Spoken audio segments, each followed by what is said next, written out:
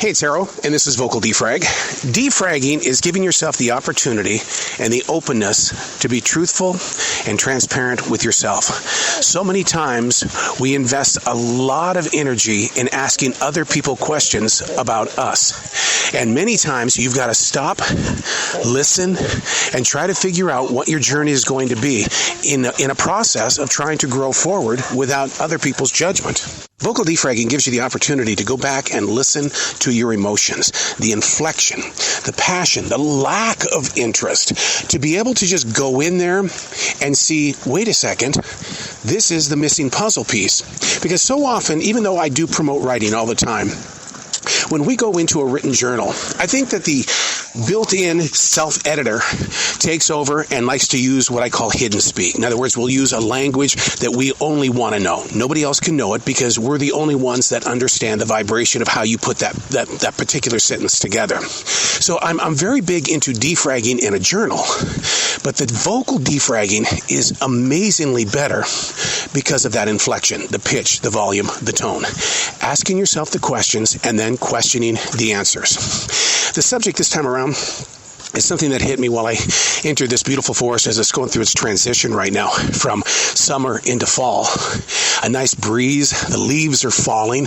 I call that the final dance because those leaves all summer long have stared at that ground going, on my next jump, I'm going to that floor and I'm going to warm whatever I come in contact with. See, I believe that. I believe that leaves understand the continuation of life where things are beyond what we think that we know them. But they don't concentrate 100% on the beyond, because if we do that, then we're not appreciating everything that's in our present. But the subject today is, when you are the president and CEO of Me Incorporated. Me Incorporated. That means you are the mom, you are the dad, you are the teacher, you are the coach. You're the one that cleans the house. You're the one that does everything. And somehow you've got to keep it all together.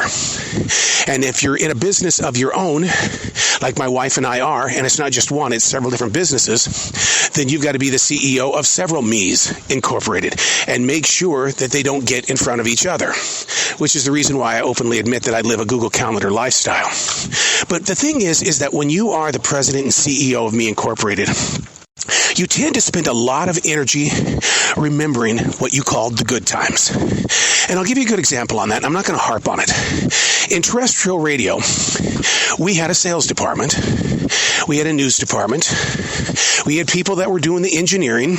And we even had a janitorial service. We had all of that. So basically, all I ever had to do was go into the room, do my radio show, do a few commercials, and go home. Well, when you've got your own podcast and you've got your own businesses that you're running, from a DJ service to a movie promotions company, and you don't have the luxuries of all of those things that radio once provided, then you sit there and you think, wow, I wish I could go back. And the truth of the matter is, no, I don't. No, I don't. And I think that's the way you might be thinking as well, is that when things are getting tighter, as they are right now, with higher prices, the unrest in the political world, the weather system, oh my God, all of this pressure is on your back and your heart. And as the president and CEO of Me Incorporated, you're looking at a wall that's saying, what if this next paycheck is my final one? How am I going to move my life around? Now, personally, I have a little bit of a fear in the way of going, I'm lucky enough to have what I have. It is 100% luck. But what happens when the luck runs out? Is that any way for the president and CEO of Me Incorporated to be acting? Having conversations with those around you is a great thing, but don't ask them for a judgment call. When you vocal defrag, break it down. Break down where your fears are, where you're starting to feel a little bit of doubt, and where you might have the strength to say, I'm going to try something new. But in trying something new, I am not a master of reinvention, but I do understand it's going to require a little bit of study, a little bit of hard work. Put some grease in those elbows and get moving. Being the president and CEO of Me Incorporated, let's take the financial stuff out of this. What I'm trying to talk to you about is getting your mind right, getting your heart right.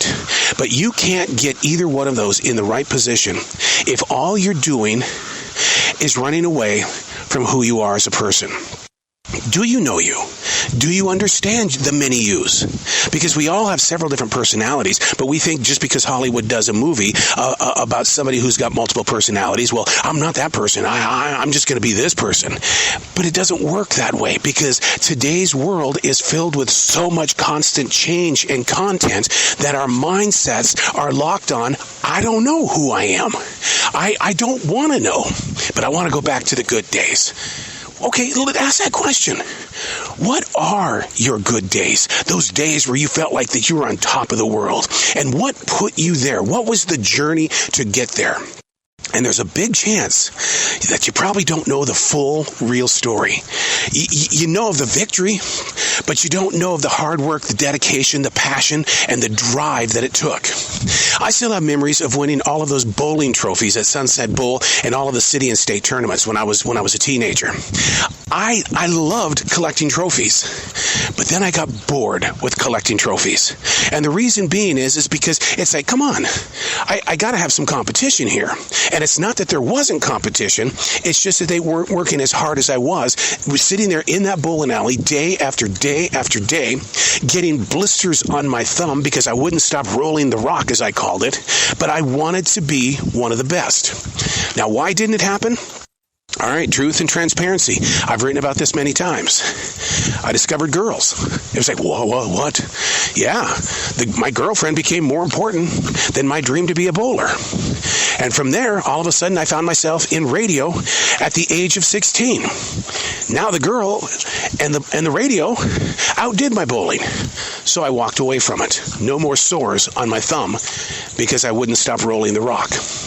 I had to learn how to become the president and CEO of Me Incorporated by asking the questions and questioning the answers. And there are many times you're not going to be happy with the answers. So then the thing is, don't settle for it. Ask another damn question. Keep asking those questions until you have a little bit of harmony moving through your mind, body, and soul. We tend to think that, well, this is the way I feel. Okay, I have to accept it. No, you don't. No, you don't. There's no written law that says, okay, I'm in this forest today. The breeze is kind of cool. I'm a real stupid butt for being here because I'm barely dressed for a fall day. I'm freezing. Oh, I'm an idiot for doing this. Why beat yourself up over that? Your friends and stuff like that, they could offer you some help. But you know what? It was your heart, it was your desire that put you on that path. Now the question is, how would you like to improve the path? To turn it not from a path to another path, but maybe to a street, to a highway, to flight. Learning how to put yourself in a position where personal growth doesn't have to be Mount Rushmore or Old Faithful at Yellowstone National Park. Your personal growth could be a great little victory in just saying, we got this. We got this. As president and CEO of Me Incorporated, today my equipment in the studio blew up. I lost 2 very, very valuable interviews that are going to go up on the podcast. Did I explode? No. No, I didn't. I accepted the moment as the moment that it was. And you keep moving forward. I have to be my own engineer self. The writer wasn't upset. The performer in me was not upset. Maybe a little disappointed, but I didn't get upset. I didn't let it raise my blood pressure. And I think maybe that could be an area that you could work on, that when the slightest things go wrong, a lot of people tend to get really pissed off.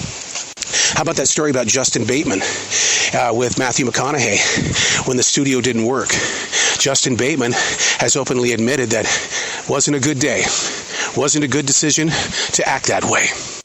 I like that openness because now he knows where he can go when he loses control of being the president and CEO of Me Incorporated. Ask the questions, question the answers. I do 2 forms of defragging in the journal every day. Sometimes it's for 10 or 15 minutes. Other times it could be for a couple of hours. Just ask the questions and question the answers. Vocal defragging, you got a smartphone. You've got ways to record your voice. Get your inflection down. And then come back in a couple of days and listen to it. That's not conceited. That's getting to know you. I'm Arrow, and that's vocal defrag.